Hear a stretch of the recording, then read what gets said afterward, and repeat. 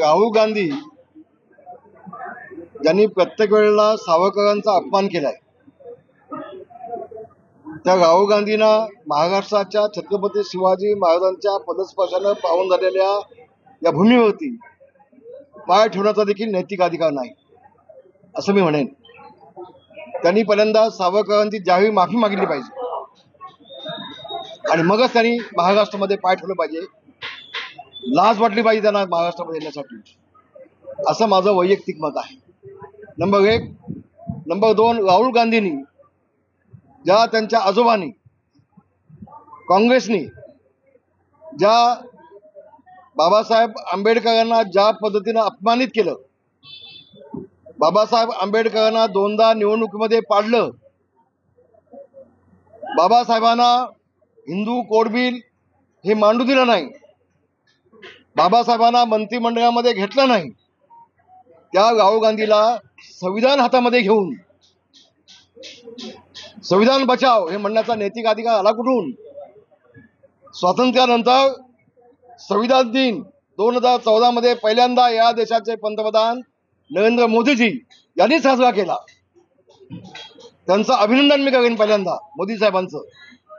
आणि ज्यांचं योगदान संविधानासाठी काही नाही, त्यांनी वेळोवेळी बाबासाहेबांचा अपमान केला, त्यांनी आमच्या बौद्ध बांधवांची दिशाभूल करून कालच्या निवडणुकीमध्ये मतं घेतली आणि बौद्ध बांधवांना भावनिक करून आपली राजकीय पोळी भाजून घेतली. त्याचा मी तीव्रपणे निषेध करतोय. आणि तिसरी गोष्ट, छत्रपती शिवाजी महाराजांचा पुतळा खाली पडल्यानंतर संबंध महाराष्ट्रामध्ये संतापाची लाट आपल्याला पाहायला मिळाली.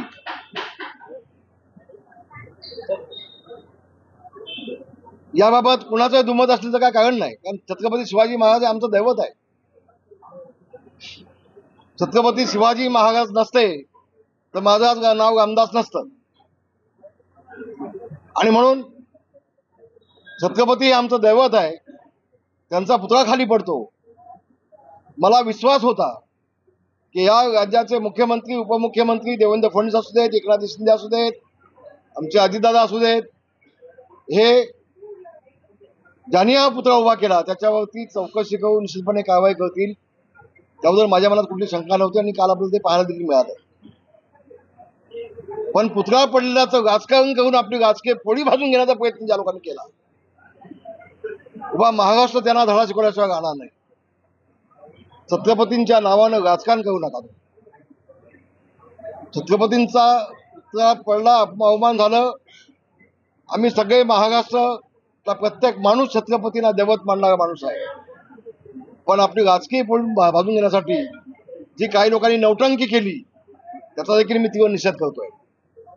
आणि म्हणून राहुल गांधींनी पहिल्यांदा ज्या काँग्रेसनी नौटंकी केली त्याबाबत पहिल्यांदा राहुल गांधींनी माफी मागितली पाहिजे छत्रपती शिवाजी महाराजांची.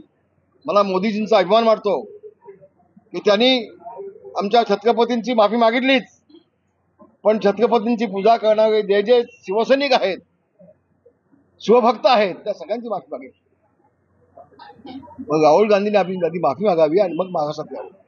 ज्यांचं राजकारण केलं, ज्यांनी तुमच्या काँग्रेसच्या लोकांनी नौटंकी केली राजकीय पोळी भाजून घेण्यासाठी, त्याबाबत पहिल्यांदा त्यांनी माफी मागितली पाहिजे असं माझं वैयक्तिक मत आहे. निश्चितपणे माझं म्हणणं हेच आहे, पुतळा पडला निषेधार्थ आहे, दुर्दैवी घटना आहे, पण त्याचं राजकारण होता का? राजकारण होता का? जे झालं, जे होतंय, आणि म्हणून राहुल गांधींनी माफी मागितली पाहिजे असं माझं मत आहे.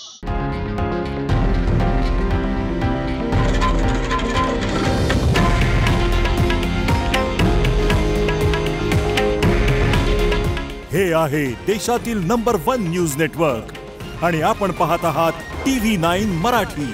काळजी तुमची, हित महाराष्ट्राचं.